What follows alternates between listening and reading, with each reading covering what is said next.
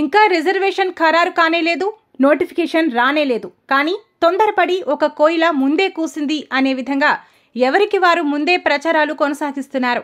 కొత్త కొత్త పరిచయాలు ఏర్పాటు చేసుకుని మరీ అందరిలో ఏకమవుతున్నారు. ఇదిలా ఉండగా కొంతమంది యువత దీన్ని అలుసుగా తీసుకుని నాయకులు అందరినీ కాబోయే సర్పంచ్ మీరేనని, మీ అంతటి వారు లేరు అంటూ నాయకులని ఆకాశానికి ఎత్తేస్తున్నారు.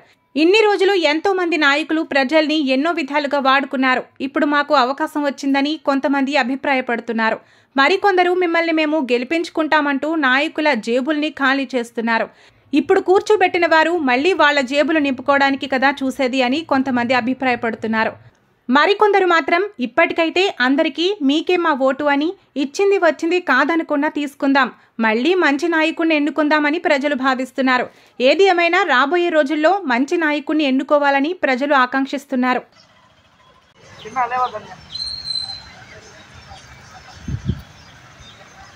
ఏమన్నా చెప్పియావు, ఉగ్రం తిప్పియవరా